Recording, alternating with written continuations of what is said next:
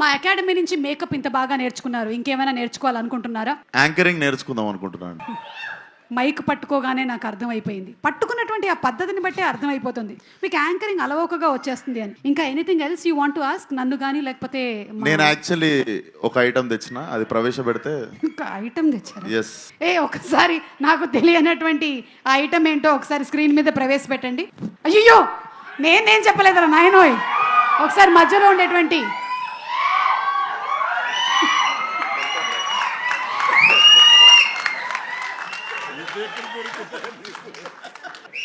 Sir ఎట్లుండే sir experience అసలు ఆ గెటప్ వేసుకుని అసలు ప్రపంచం ముందుకు రాగానే? I eagerly wanted to ask this question మీరు వచ్చినప్పుడు. బట్ గ్లామర్ లో పోటీ పడితే నన్ను దాటిపోయావయ్యా. ఇక్కడంతా కొంచెం కళ ఎక్కువైంది, నీ దగ్గర మాత్రం బొద్దుగా ఉండేసరికి ఆ కళ అసలు వేరే. నాలాంటి వాడికే కొంచెం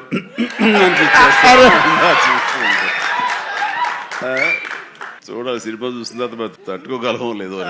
thank you so much sir, ఈ కాంప్లిమెంట్ లైఫ్ టైం గుర్తుపెట్టుకుంటాను. Love you sir. నేను చూసే కొన్ని డికేట్స్ అయిపోయింది ఇది ఫొటోస్ చూసి. Thank you. But as actor I know sir, అంతమంది ముందు ఒక గెటప్ వేసుకొని బయటికి రావాలంటే definitely one of the inspiration అనుకుంటా sir. Thank you so much sir. Good. Chiranjeevi గారు, ఒక క్వశ్చన్ అండి. ఆ రోజు మీరు ఆ గెటప్ వేసినప్పుడు మీ అమ్మగారి రియాక్షన్, మీ ఆవిడ గారి రియాక్షన్ ఏమైనా గుర్తున్నాయా? వాళ్ళు నన్ను చూడలేకపోయారు, అసలు కనపడదు, మరి మీసాలు పెంచుదాకా మా ముందుకు రాకండి అన్నారు.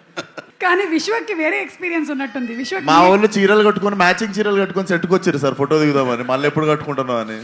ఆ టైంలో షూటింగ్ టైంలో అప్పుడు మీసాలు తీయలేదు. జంజాల్ గారు మీసాలు తీయాలి అని అన్నప్పుడు ఒకటే కండిషన్, ఒక 60-70 మంది పనిచేస్తున్నారు యూనిట్లో, అందరూ తీస్తేనే ఆఖరి తీసేవాడు నేను అవుతానని అందరితో తీయించాను మీసాలు. నేను ఒక్కడైనా ఆ రకంగా ఉండాల్సిన, అందరూ ఉండాలి సెట్లో, అందరు తీశారు. స్టిల్ కూడా ఎక్కడ ఉండాలి సార్. ఈ ఐడియా నాకు వచ్చుంటే అదిరిపోయేది సార్. అసలు అందరి చేత చీరలు కట్టించేవాడు. ఫస్ట్ మీ డైరెక్టర్ రామ్ నారాయణ గారితో మీసాలు తీయించారు అందరికి. అసలు నాకు ఈ ఐడియానే తట్టలేదు అసలు. అదే అంటే ఆ రోజుల్లోనే చిరంజీవి గారు కంఫర్ట్ ఉంటుంది తెలుసా, అందరికి తీసేస్తే నాకేముంది అన్నట్టుంటది అసలు. ఏం పర్వాలేదు విశ్వక్, ఈ రోజు మీరు ఇది మాట్లాడారు కదా, రేపటికల్లా మేము రెడీ అయిపోతుంది చూడండి. మీ మొత్తం డిపార్ట్మెంట్ అందరికీ కూడా మీసాలు గడ్డలు తీసేసి మా వాళ్ళు ఫోటోలు రెడీ చేసి పెట్టేస్తారు. ఎందుకు మీ ఫ్యాన్స్ అంతా చీరలు కట్టి వెళ్ళమని థియేటర్కి వదలొద్దు ఐడియా. చేసేస్తారు సార్ వాళ్ళు పాపం వాళ్ళకి.